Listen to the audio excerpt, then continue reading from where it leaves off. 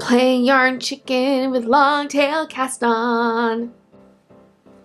15, 16, 17, 18, 19, 20, 2, 33, 34, 35.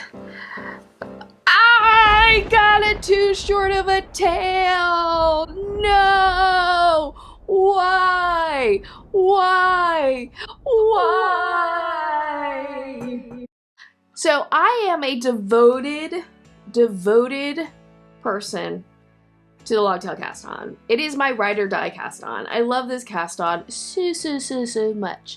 I love it because it's fast, because it's pretty easy to do. I love it because it works so well in so many situations. It's firm, it's sturdy, but it still has elasticity to it. And I also do love the Longtail cast on because there's a lot of cool variations to it, like Channel Islands, that once you know how to do Longtail cast on, it sets you up to learn a whole bunch of other cast ons. So I love this cast on, but if anybody has ever worked the Longtail cast on, most likely you have come up short on your tail and been left in the dreaded, horrifying position of having to frog your cast on row and start all over. I have been there. I have been there when there have been hundreds of stitches involved. It's very, very disheartening. Here's the good news, however. There are actually some really simple ways for you to estimate the length of tail that you need for the Longtail cast on so that you can avoid playing yarn chicken with your cast on. So hit subscribe, hit the notification bell, give this video a thumbs up, and let's cast on.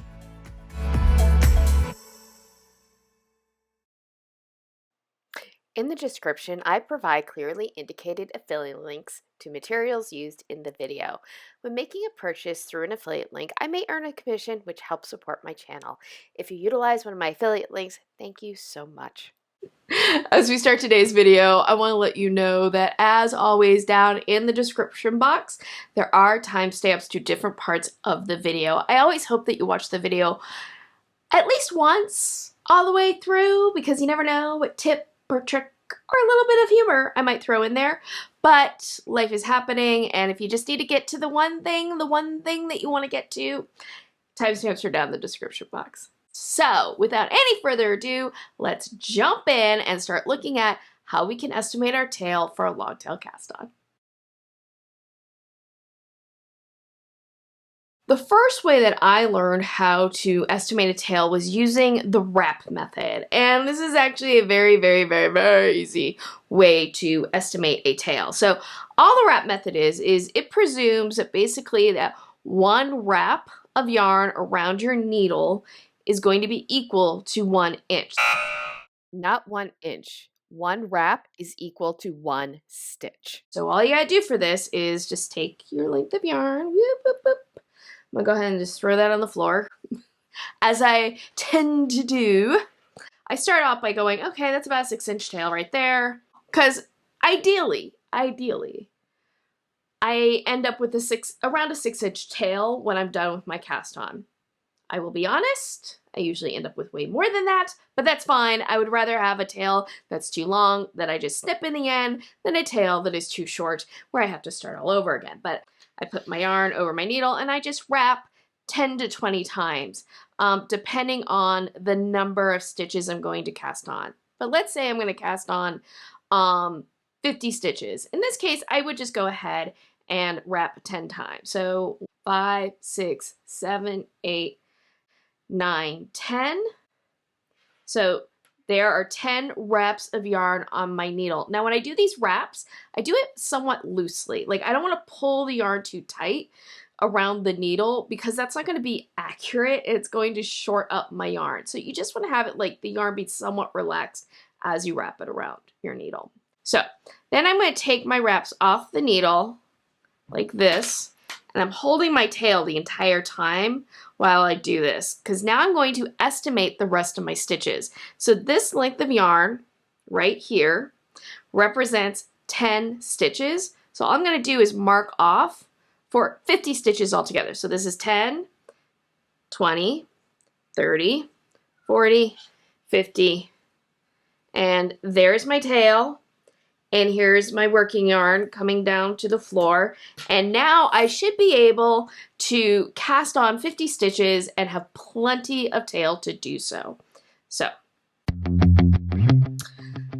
I like to do a twist start when I start my long tail cast on. So that's stitch 1, 2, 3, 4, 5, 6, 17, 18, 19, 20, 21. Oops. I got like have a loopy yarn there. I'm gonna go back and redo that. I don't like that. Even though this is just for demo, I didn't like that. I didn't do well. I didn't tighten down correctly. Oops. 26. So at 26, I'm a little over halfway through my stitches, and I got this much tail left. I'm good. I am good. I'm really sure I'm good on this. 36, 37, 49, 50. 50 stitches are casted on. And here's my tail. Now this is obviously longer than 6 inches. In fact, that's a good 1.25 foot probably. Like that's probably a good, well, maybe not 1.25 foot, but it's definitely more than 12 inches. And that's fine. I would rather have a tail that's too long than a tail that is too short. And I can live with a tail that's too long. Some people feel like they're wasting their yarn, but if I end up with a tail this long, I'm happy. So yeah, the wrap method works really well for estimating your tail. Like I said, normally when I've done it, I just end up with a tail that's much longer than maybe I would ideally like, but I very rarely come up short. If I come up short utilizing the wrap method, it's usually my mistake. I usually have like not marked off enough yarn. I just miscounted those mark-offs. The one time that I don't really like to use the wrap method is when I'm doing a long tail variation, which is the German twist cast on. And it is a variation of the long tail cast on. I have a video on this cast on, which I love it. If you'd like to watch it, it will be linked down below or up here in the corner. But the German twist cast on uses more yarn off the tail than the standard long tail cast on does. So I don't love utilizing the wrap method for those sorts of cast ons and some other situations. So let's take a look at my second favorite way to estimate my tail. If you have, let's say, hundreds, like 200, 500, 1,000 stitches to cast on, you might want to have a little bit more security and a little bit more precision when it comes to casting on your tail. And that's when the cast on method comes into play. In the cast on method, you cast on a small number of stitches, 10 to 20 stitches, unravel it, and then use that to mark off how much tail you need for your cast on. For this, since I'm just casting on a small number of stitches, I just pull out a length of yarn, about yay. That'll be more than enough to cast on 10 or 20 stitches.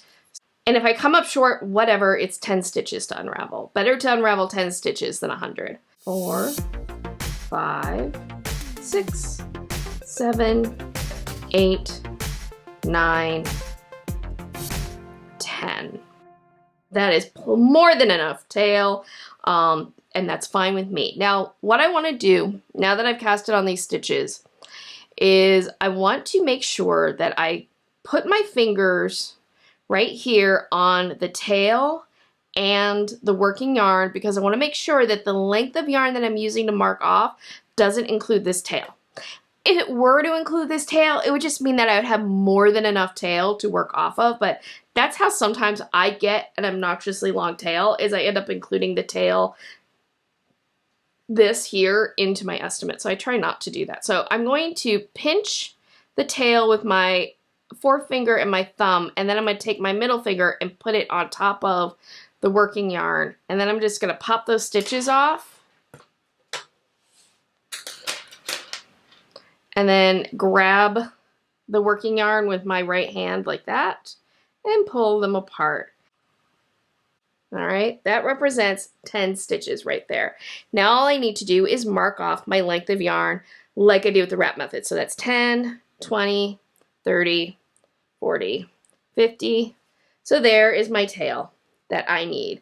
And again, I'll cast on my 50 stitches so that you can see that this in fact does work.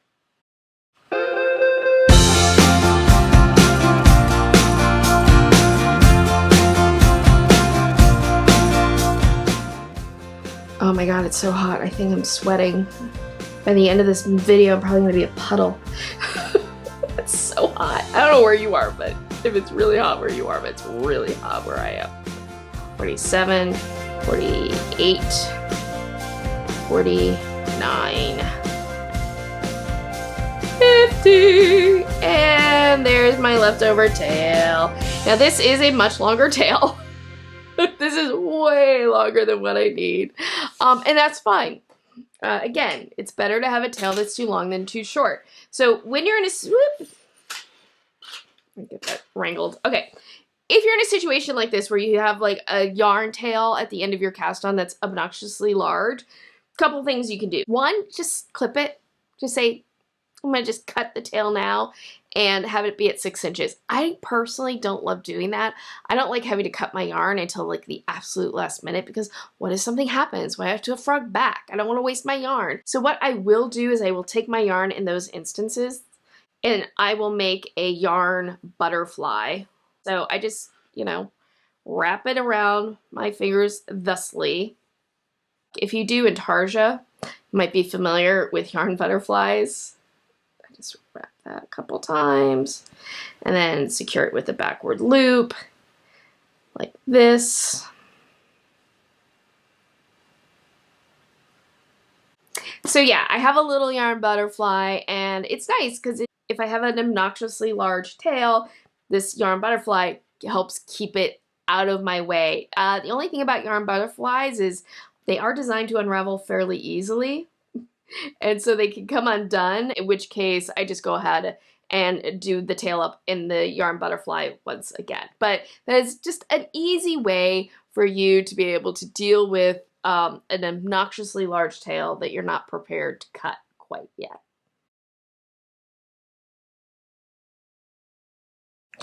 All right, the next method that I'm going to talk about is one that I would never use. But I'm going to throw it out there because some people, this is what they're told, this is what they utilize, and they've had success with it. It's just not one that I personally trust.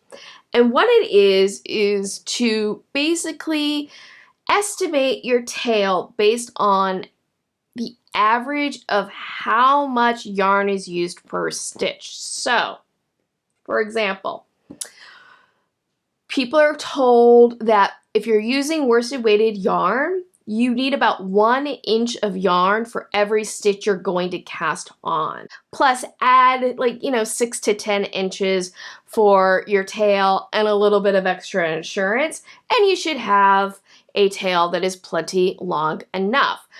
So let's say we're gonna do our 50 stitches. I happen to have a ruler here. This is actually something that's used for beading, but it has a 10-inch ruler, so we're gonna use this. We've been casting on 50 stitches. This is a worsted weighted yarn, so I can just measure out 5 inches or 50 inches of yarn. So 10, 20, 30, 40, 50. There, that's 50. So that's my length of tail right there that I would need. Oh, but I need like another 10 inches for safety. So that's another 10 inches for safety. So 60 inches all together. And then I would cast on as I would. 1, 2, 3, 4, 39, 30, 31, 32, 48, 49, 50. So there we go. My tail is a decent length. It's not too long. I don't think it's too long. It's longer than maybe I would need, but it's not too long. It's definitely not too short, so this worked. This time, this worked. Would this same estimate work if I was using a different size needle? Because, you know, I'm using today, my needle is a size 6. So this is a size 6 needle, right? And this is a worsted weighted yarn. A worsted weighted yarn, you can use in various size needles. You can use it from like a size 6 up to a size 9. Would I get a decent tail, or would I run out of yarn if I did this on a size 9 needle? I don't know. And that's what I don't like about this, is it's really basing your tail estimate on something that doesn't involve all the tools that you're utilizing when you're doing your cast on. Also, I mean, I just said, it said that it's about 1 inch per stitch on a worsted weighted yarn. What about all the other yarns out there? I'm often working with fingering weight yarn, lace weight yarns, DK weight yarns, all the different yarn weights. If you work with a lot of different yarn weights, well, each one of those yarn weights has a different, you know, stitch per inch estimate, and that's all it is, estimate, than worsted weighted does. So you will find on the internet different cheat sheets to tell you how many roughly inches per stitch you get with each type of yarn. But again, it is an estimate, and it's what factors are they based on? I'm not even sure. So I don't want to have to rely on a cheat sheet personally, and I'm not going to, I don't want to memorize all these numbers. It's like, wait, is it 1.5 inches on fingering weight, or is it 1.25 inches? Oh, I gotta look it up again. I don't know. It seems like one of those methods that in theory seems really simple, but I think it's just the one that's most fraught with problems. And I don't know, I think it's just easier to go ahead and use my needle as my measuring stick. There is a way to do long tail cast on and not have to estimate a tail and not have to worry about running out of tail.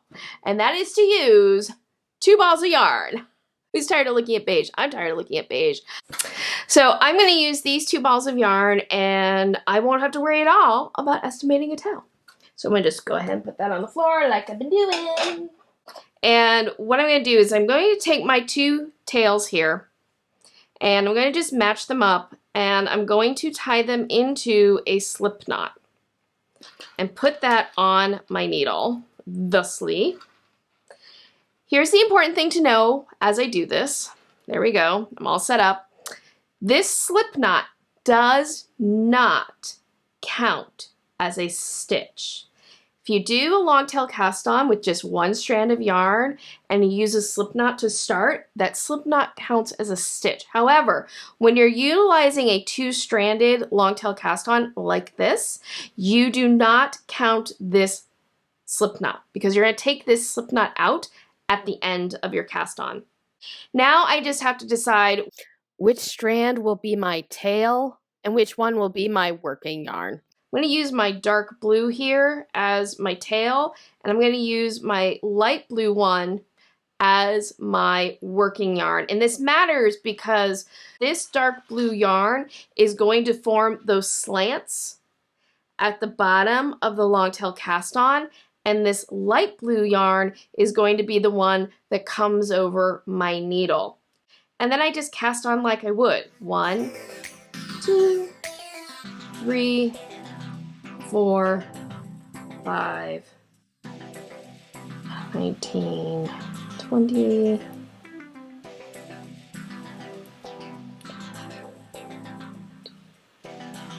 Like, I could just keep casting on all my stitches. So this is a very easy way to start your long tail cast on and never run out of tail. Now, the one thing about this method is after you're done casting on, what you're going to do is you're going to have these 2 tails here, right? And you have your tail yarn here and you have your working yarn here. So you are going to have to cut the tail yarn that is forming this ridge of slant right here, and you just cut about 6 inches off and boom, you're done, and you have your working yarn here. But you want to make sure that when you do your cut, that you are cutting the tail and not your working yarn. That's why it's important to kind of understand in your head what strand of yarn you're designating as your tail yarn and what strand of yarn you're designating as your working yarn. The other thing is you have this slip knot. So if I'm going to go ahead and work back, we're going to pretend that I snipped that tail yarn. Grab my light blue working yarn. If you're at all concerned that you might snip the wrong yarn, then just work one row and snip that tail yarn after you're done, and then you'll be fine. Now remember, the long tail cast on has a quote-unquote right side and wrong side. Notice this is the wrong side. It's the purl bump side. If you're doing two different colors, you do get these blips of blue on one side. You're not going to notice if you're doing a single color. I'm coming up near the end here, and there's my stitch, and here is my slip knot. Now, this is going to be very obvious that it's a slip knot for a couple reasons. One, you have two strands coming out, and two, it looks like a slip knot. But what you're going to do is you just drop your needle and pull the slip knot out, and you're fine. And there you go. You have a completed, or I have a completed row. By the way, look how pretty that looks with the two colors. Does that look pretty? This method, by the way, of utilizing two strands of yarn to cast on is a technique that is sometimes utilized in different sorts of color work. So sometimes you want to cast on with two different colors of yarn, and this is one way of doing that. Like two color brioche comes to mind, double knit. If you want to do this in single color with one ball of yarn, you absolutely can, as long as you have a center pull ball of yarn. Because all you need to do then is take the yarn from the center of the ball and from the outside, do your slip knot, put it on the needle, and then you're off to the races. But I did it in two colors so you can clearly see what's going on with this. There is one downside to this method, which is when you're done, you end up with three tails that you are going to have to weave in, because you have your two tails at the end, and then you have your tail back here that you, well, right now I haven't snipped it yet, but eventually I will snip this. But if you are casting on lots and lots and lots and lots and lots and lots of stitches, and whatever that means for you is personal, but if you're casting on a large number of stitches and you do not want to have any mistake, do not have to worry about running out of tail at all, this is a great route to go.